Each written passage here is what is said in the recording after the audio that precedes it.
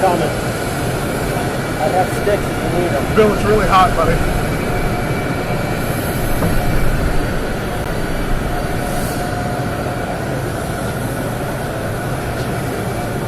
So we had a great weekend for our country. We captured a man that should have been caught a long time ago. Unfortunately, he wasn't. He's done tremendous damage. But it was an amazing display of intelligence and military power and coordination and getting along with people. Lots of great things happened. So that was a big, big day and a big weekend, and we're very happy about it. The economy is doing phenomenally well. We have, looks like another good day will be taking place today in the stock market. Good numbers are happening all the time. We have good numbers happening all the time. Very soon, I guess we're in record territory for stock. That's great for 401ks. That's great for everything. It's great for jobs. So things are going good. Do you have any questions? We're thinking about it. We may. The question was, am I considering releasing video footage of the raid? And we may take certain parts of it and release it, yes. No, I think Rudy Giuliani is a great crime fighter. He was the greatest mayor in New York City history, but he's been a great crime fighter. He's always looking for corruption, which is what more people should be doing. He's a good man. Mr. President, are you on pace to sign the Phase 1 deal with China when you go to Chile? Yeah, we are looking probably to be ahead of schedule to sign a very big portion of the China deal. And we'll call it Phase 1, but it's a very big portion. That would take care of the farmers, it would take care of some of the other things. It'll also take care of a lot of the banking needs. So we're about, I would say, a little bit ahead of schedule, maybe a lot ahead of schedule. Probably we'll sign it. I imagine the meeting is scheduled for Chile. I know they have some difficulties right now in Chile, but I know the people in Chile, and I'm sure they'll be able to work it out. Mr. President, why did you have such an aggressive response to John Kelly's comments over the weekend? Oh, I don't think it's aggressive at all. I would be surprised if he made those comments in a negative way, but I don't think the response would be if he actually said that, if he actually meant that. I said what I do, and that I mean. Mr. President, are you concerned that Nancy Pelosi and others can't be trusted with this kind of information? Well, I guess the only thing is they were talking about why didn't I give the information to Adam Schiff and his committee?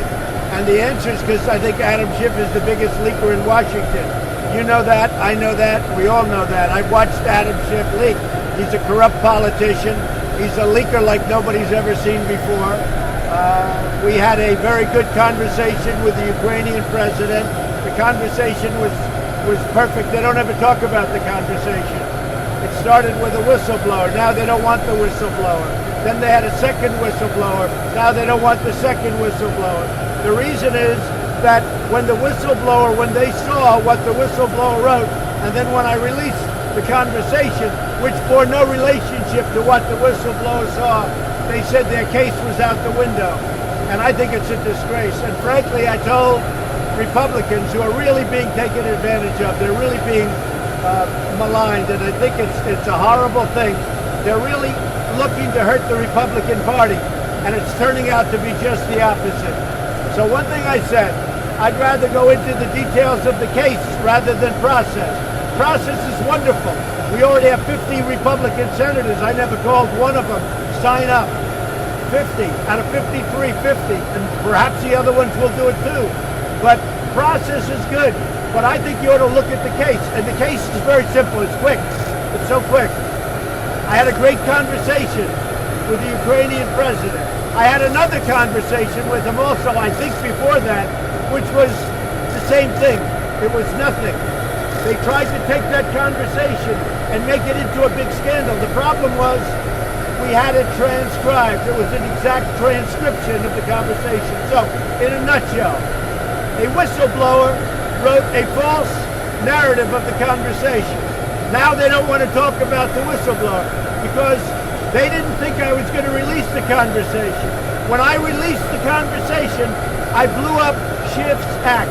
And just to put topping on it, the Russian as you know, the new Russian president, a good man, made a statement. There was no anything. There was no pressure put on him, no anything. The foreign minister of Ukraine made a statement. There was absolutely no pressure put on. They didn't even know what we were talking about. And just to finish it off, Adam Schiff went up before Congress and he made up my words. He didn't copy what I said. He didn't know him probably at the time. Nobody thought I was going to release the conversation. I got the approval from Ukraine. Once I released the conversation, this thing all died. And that's what they should be looking. And Adam Schiff went before Congress. And Adam Schiff, what he did will never be forgotten. He made up a conversation that was a phony fabrication. It was a fraud. And people shouldn't be allowed to get away. They say he has immunity because he's a member of Congress. People shouldn't be allowed to do that. That's a criminal act. What he did is a criminal act. President, Mr. President. USMCA. I hope they approve USMCA.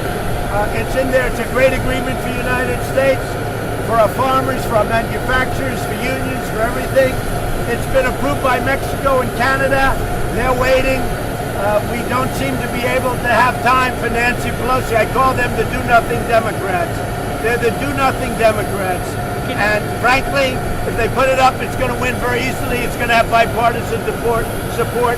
I have no idea what they're doing with it. I can't imagine it takes this long. But they're so busy focusing on a witch hunt and a scam. Thank you. Can you clarify something about the Russian